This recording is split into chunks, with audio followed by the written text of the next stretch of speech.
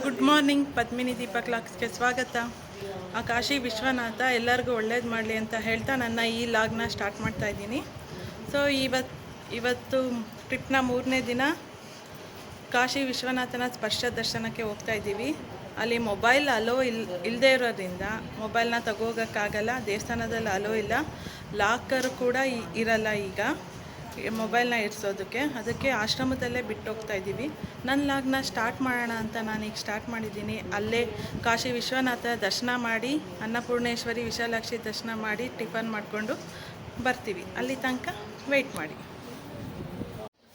Hello guys, ದೇವಸ್ಥಾನಕ್ಕೆ ಹೋಗಿ ಬಂದ್ವಿ. ಸ್ಪರ್ಶ ದರ್ಶನ ಆಯಿತು. ಬೆಳಗ್ಗೆ 2:15 ಹೋಗಿ ಕ್ಯೂ ಅಲ್ಲಿ ನಿಂತ್ಕೊಂಡಿದ್ದು. 4 o'clockಗೆ ಓಪನ್ನು, 4 to 5 ಅಷ್ಟೇ ಸ್ಪರ್ಶ ದರ್ಶನ. ಅದರಲ್ಲಿ ಎಷ್ಟು ದೊಡ್ಡ ಕ್ಯೂ ಇತ್ತು ಅಂದರೆ ಅಷ್ಟು ಕ್ಯೂ ಇತ್ತು. ಆ 4 to 5 ಅಲ್ಲಿ ಆದರೆ ಮಾತ್ರ ಸ್ಪರ್ಶ ದರ್ಶನ ಆದಾಗೆ. ಇಲ್ಲೇವರೆ ಸ್ಟಾಪ್ ಮಾಡಿಸ್ತಾರೆ. ಅಲ್ಲೇ 5 ಗಂಟೆಗೆ ಕ್ಲೋಸು. 5 o'clock ಆಗೋಯ್ತು ನಾವು ಹೋದಾಗ.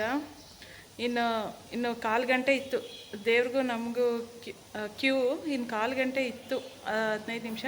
ಸೊ ಆಗೋಗುತ್ತೆ ನಮಗೆ ಸ್ಪರ್ಶ ದರ್ಶನ. ಇಲ್ಲ ಇವತ್ತು ಅಂದ್ಕೊಂಡ್ವಿ, ಏನೋ ದೇವ್ರ ಇಚ್ಛೆ, ಸ್ಪರ್ಶ ಮಾಡಬೇಕು ಅಂದ್ಕೊಂಡಿದ್ರೇನೋ.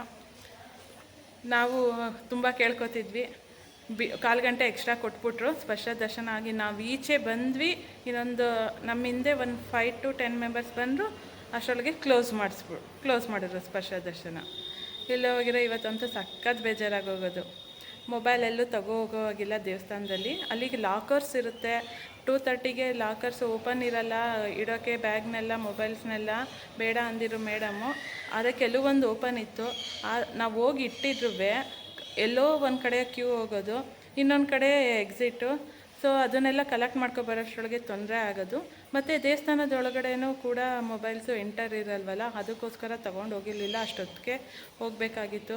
ಇವತ್ತು ಸ್ಪರ್ಶ ದರ್ಶನ ಆಗಿರಲಿಲ್ಲ ಅಂದರೆ ನಿಜವಾಗ್ಲೂ ಸಮಾಧಾನ ಇರ್ತಾ ಇರಲಿಲ್ಲ. ಅಷ್ಟೊತ್ತಿಗೆ ಹೋಗಿ ನಾವು ಸ್ಪರ್ಶ ದರ್ಶನಕ್ಕೆ ನಿಂತಾಗ ಇನ್ನು 5 ನಿಮಿಷ ಇದ್ದಾಗೆ ನಮಗೆ ಕ್ಲೋಸ್ ಅಂದ್ಬಿಟ್ರೆ ತುಂಬ ಬೇಜಾರಾಗೋಗೋದು. ಏನೋ ದೇವ್ರ ಇಚ್ಛೆ, ಸ್ಪರ್ಶ ದರ್ಶನ ಮಾಡಬೇಕು ಅಂದ್ಕೊಂಡಿದ್ವು. ಈ ಸತಿ ಮುಗೀತು.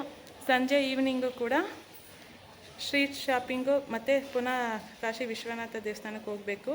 ಗುರುಗಳು ಸೀರೆ ಮತ್ತು ಸಿಲ್ಕ್ ಪಂಚೆ ದೇವ್ರಿಗೆ ಕೊಟ್ಟಿದ್ದಾರೆ, ಅದನ್ನು ಅರ್ಪಿಸೋಕ್ಕೆ ಹೋಗಬೇಕು. ಅಲ್ಲಿ ಟೋಕನ್ ಬರ್ಸ್ಬೇಕಂತೆ, ಅದನ್ನು ಬರ್ಸಿ ಅಲ್ಲಿ ಅರ್ಪಿಸೋಕ್ಕೆ ಹೋಗಬೇಕು. ಅದಕ್ಕೋಸ್ಕರ ಪುನಃ ನೈಟು ಹೋಗ್ತೀವಿ.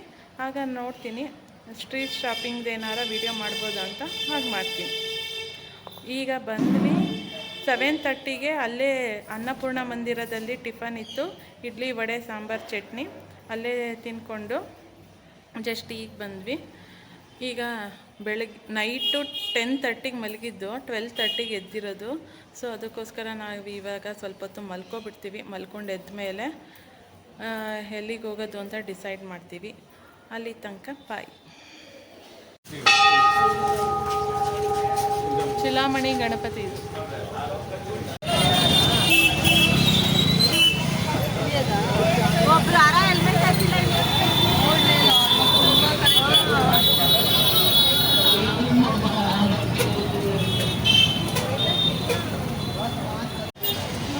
ಕಾಲ ಭೈರವ ದೇವಸ್ಥಾನಕ್ಕೆ ಹೋಗ್ತಾ ಇದ್ದೀವಿ. ಈಗ ಕಾಶಿಯಿಂದ 10 kilometers ಇದು.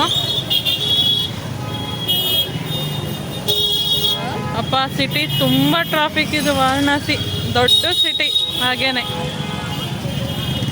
ಎಲ್ಲೆಲ್ಲೂ ಶಾಪಿಂಗ್ ಮಾಲು, ಶಾಪಿಂಗ್ ಅಂಗಡಿಗಳು,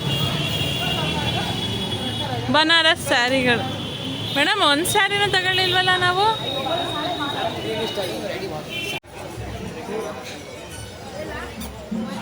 ವೇ ಟು ಕಾಲ ಭೈರವ್ ಮಂದಿರ್.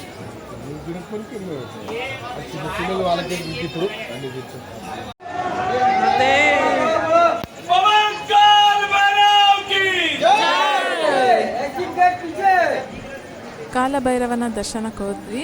ಸೊ ಕಾಶಿ ವಾರಣಾಸಿ ಕ್ಷೇತ್ರ ಪ್ರಕಾರ ಕಾಲಭೈರವ. ಸೊ ನಮ್ಮ ಮನೆ ದೇವರು ಕೂಡ.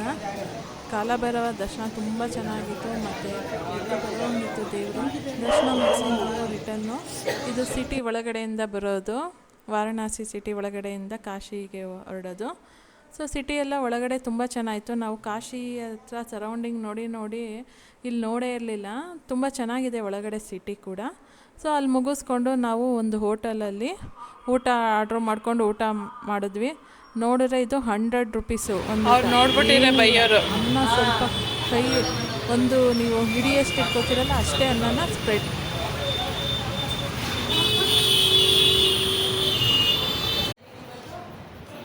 ಊಟ ಮುಗಿಸಿ ಬಂದ್ವಿ ಆಶ್ರಮಕ್ಕೆ. ಈಗ ಮಲ್ಕೋಬೇಕು. ಊಟ ಮಾತ್ರ ತುಂಬ ಓಕೆ, ತುಂಬ ಚೆನ್ನಾಗಿಲ್ಲ. ಓಕೆ, ನಮ್ಮ ಮೈಸೂರಲ್ಲಾದರೆ ಥಾಲಿ ಎಷ್ಟು ಚೆನ್ನಾಗಿ ಕೊಡ್ತಾರೆ. ಅನ್ನ, ಸಾಂಬಾರು, ಚಪಾತಿ, ಒಂದು ಸ್ವೀಟು, ಪಲ್ಯ, ದಾಲ್ ಎಲ್ಲ ಕೊಡ್ತಾರೆ.